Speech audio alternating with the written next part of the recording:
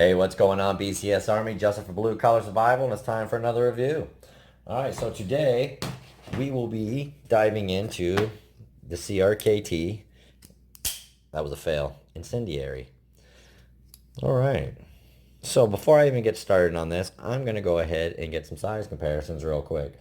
So this is a Robert Carter design, and it's actually modeled after one of his designs for his custom knife, which is the Custom Tech. It almost looks exactly like it. First one I got is the Benchmade Bug Out, which the Bug Out is a little bit longer, definitely lighter. Then we got Manix 2, way bigger. And another CRKT, the M1603, the Kit Carson design. And of course, a Bic lighter. And I'll go ahead and throw all the specs up on the screen for you guys so you can check them out for a minute. Alright, so this is a CRKT Ruger collaboration that they've done in the past, and they've got a few other ones. Pretty slick little knife. The handle scales are aluminum. It's modeled after the key mod rail system on the AR-15.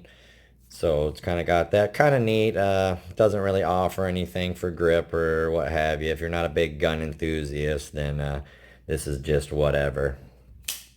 Runs on Teflon washers, which I know some people will be a little turned off by, but the action on Teflons are generally pretty good because over time they do kind of wear down. The action is pretty decent on it. It has a 3-inch blade with a 2 3/4 inch cutting edge, 4-inch handle, and it weighs 4.7 ounces. Handle thickness is about a 1/2 inch, and it does feel really good in hand. I'll go ahead and we'll run through the BCS scoring real fast before we talk about it a little more. Edge retention, I gave it a 2. It is 8CR13 MOV. As we all know, it doesn't have the greatest edge retention. Does get the job done, so there's that.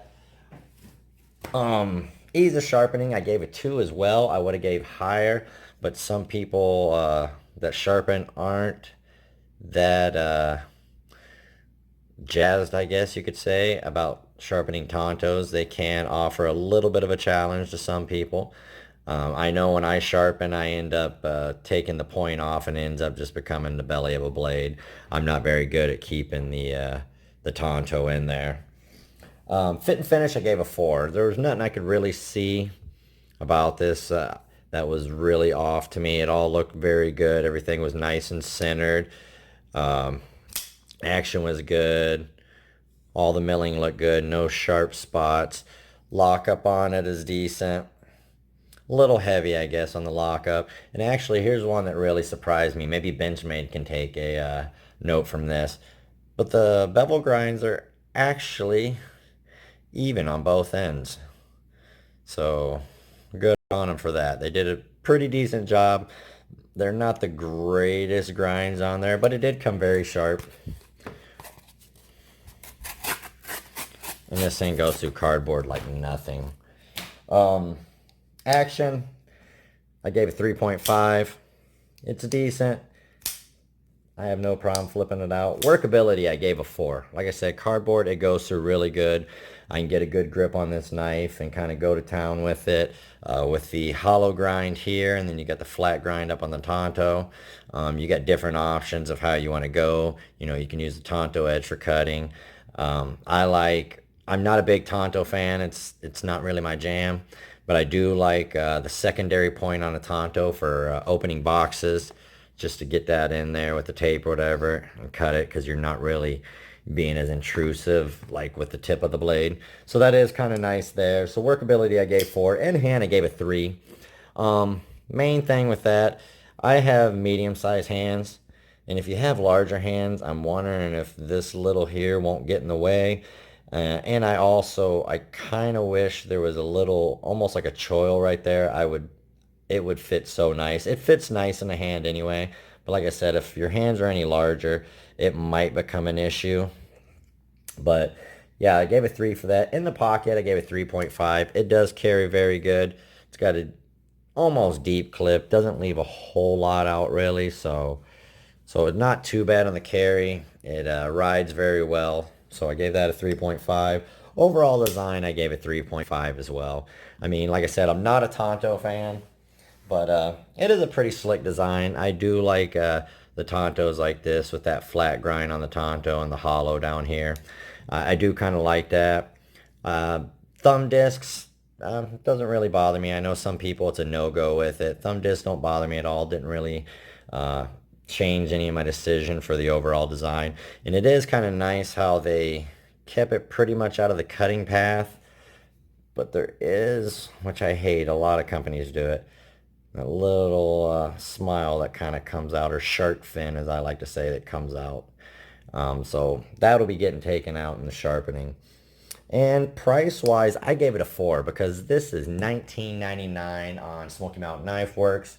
And if anybody that knows CRKT and has been dealing with them for the most part, over time, we all know that CRKT loves to charge a lot of money for lesser materials.